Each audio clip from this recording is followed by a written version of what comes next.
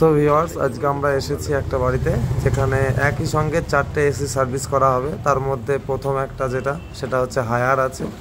তো হায়ারটা তোমাদেরকে দেখাবো কি পরিমাণে ময়লা হতে পারে একটা এসিতে। দেখতেই পাচ্ছ, তো বিগত 2 বছর ধরে কাস্টমার ব্যবহারই করেছে কিন্তু সার্ভিস হয়নি। প্রতিটা এসি একইভাবে দেখো কিভাবে ময়লা আছে। তো এটা সার্ভিস অবশ্যই করানো দরকার, না হলে একটা প্রবলেম যেটা হবে সেটা ইলেকট্রিক খরচা কিন্তু বেড়ে যাবে এবং মেশিনের লংজিভিটিও কমে যাবে, কারণ মেশিনে কিন্তু হেভি প্রেশার পড়ে যাবে, কারণ অটোকার ঠিকঠাক টাইম মতো হবে না এবং কুলিং টাইম মতো হবে না। সব কিছু কিন্তু ওভারহিট এবং ওভার টেম্পারেচারে কাজ করবে। তাই অবশ্যই সার্ভিস করানো দরকার। আর সার্ভিস না করার আর একটা প্রবলেমও হতে পারে, সেটা দেখো এর ভিতরে কি কি থাকতে পারে। অলরেডি এর মধ্যে কিন্তু এই যে টিকটিকি বাস করছে, এইরকমই কিন্তু সাপও থাকে। আগের ভিডিওতে আমি দেখিয়েছি একটা এসিতে সাপ ছিল, সার্ভিস করতে গিয়ে আমরা সাপ দেখতে পেয়েছিলাম। তাই এটাতেও তোমরা দেখতেই পাচ্ছ প্রতিটা এসি কিভাবে ময়লা আছে। তো এই ফার্স্ট কয়েল, সেকেন্ড কয়েল এবং এটা হচ্ছে থার্ড কয়েল। এই থার্ড কয়েলটাও দেখতে পাচ্ছ কি পরিমাণে ময়লা আছে। তো এতটা ময়লা যদি থাকে সেই এসিটা কি পরিমাণে কুলিং হতে পারে, এটা আইডিয়া করে নাও তোমরা। তো এটা দেখো গোদরেজের। এবার কিন্তু আমরা এই পাম্প দিয়ে, আমরা জেট পাম্প আছে আমাদের কাছে, তো আমরা এই জেট পাম্প দিয়ে খুব ভালো করে এটাকে সার্ভিস করে নেব। কয়েল এবং ব্লোয়ার সব কিছুই এই দেখতেই পাচ্ছ, জ্যাকেট পরিয়ে নিয়েছি এবং জেট পাম্প দিয়ে স্প্রে করে কিন্তু আমরা হাই প্রেশার দিয়ে আমরা এটাকে পুরো ক্লিন করছি, কোনো কেমিক্যাল ছাড়াই। কারণ করছি কেমিক্যাল ওয়াশ করলে কিন্তু কয়েলেরও কিন্তু ভীষণ পরিমাণে একটা ড্যামেজ হচ্ছে এবং দুর্বল হয়ে যাচ্ছে। সেক্ষেত্রে কাস্টমারের রিকোয়ারমেন্ট থাকলে আমরা অবশ্যই করে দেব, আমরা নিজে থেকে এটা করছি না। বাট কেমিক্যাল ছাড়াও খুব সুন্দর নিট অ্যান্ড ক্লিন হয়ে যাচ্ছে। এই যে দেখতে পাচ্ছ এখানে ক্যাবিনেটগুলোও কিন্তু একেভাবে পার্ট আমরা ওয়াশ করে নিচ্ছি একই সঙ্গে, কারণ আমাদের ইনডোরের কয়েলের কাজ কিন্তু কমপ্লিট হয়ে গেছে। সব পার্ট আমরা খুব সুন্দর করে সার্ভিস করে নিয়েছি, সেটাও তোমাদের দেখাচ্ছি। দেখো কতটা ক্লিন হয়েছে, কোনো কেমিক্যাল ইউজ করিনি, নর্মালভাবেই দেখো কতটা ক্লিন হয়েছে, বুঝতেই পারছো। এবং থার্ড কয়েলটাও দেখাচ্ছি। অনেক সময় থার্ড কয়েলটা দেখানো যায় না, কারণ জায়গা স্পেসটা অবশ্যই দরকার। ইনস্টলেশনের সময় উপরে 1-1.5 ফুট জায়গা না থাকলে সার্ভিসের ক্ষেত্রে খুবই সমস্যা হয়। তো মেশিন যদি সঠিক ইনস্টলেশন থাকে তো সার্ভিসটাও কিন্তু খুব সুন্দরভাবে সঠিক হবে।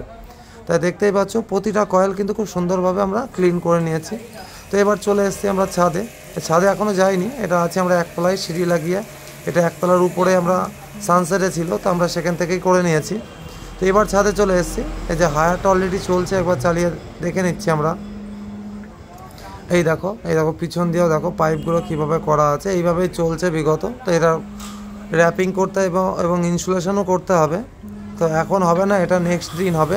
তার আগে আমরা যখন এসেছি পুরো এসিগুলো খুব ভালো করে আগে সার্ভিস করে নিচ্ছি।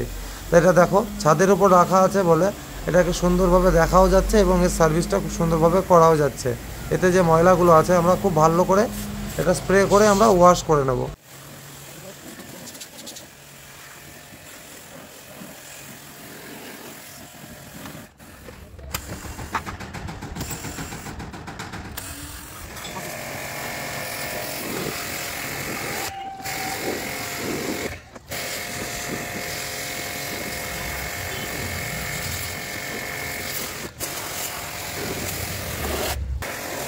তো এটা গোদরেজের ইনভার্টার আছে, দেখতে পাচ্ছি উপরে সার্কিট রাখা আছে এই যে।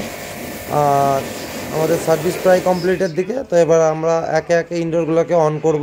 এই যে তোমরা দেখো, দেখতেই পাচ্ছ একে একে কিন্তু আমরা প্রতিটা এসি অন করে নিচ্ছি এবং অন করে আমরা দেখে নেব যে আবার পুনরায় সঠিক কন্ডিশনে চলছে নাকি আর হাওয়ার ফ্লো কতটা আছে। এই যে দেখতেই পাচ্ছ। তো চলো এবার বাইরে আউটডোরগুলোও দেখাই কত সুন্দর চলছে। এই যে দেখতে পাচ্ছ এখানে 3টা আউটডোর কিন্তু রানিং কন্ডিশনে আছে। আর এই যে উপর দিয়েও তোমাদের দেখাচ্ছি, এই একটা আছে গোদরেজ আর এদিকে ভোল্টাস আছে, আর নিচে হোন্ডাই ছিল, আর এর সাইডেই রাখা আছে হায়ারটা। চলো ওই দিকে আছে হায়ারটা তোমাদের দেখায়। এই যে হায়ারটা দেখতে পাচ্ছ পুরো পরিষ্কার হয়ে গেছে এবং চলছে খুব সুন্দরভাবে। হাওয়ার গতি বুঝতেই পারছো কতটা বেড়ে গেছে। প্রতিটা ঘরেই প্রতিটা ইনডোরই চলছে। এই যে এটা গোদরেজ আছে আর ঠিক পাশেই আছে ভোল্টাস। তো চলো আবারও দেখা হচ্ছে নেক্সট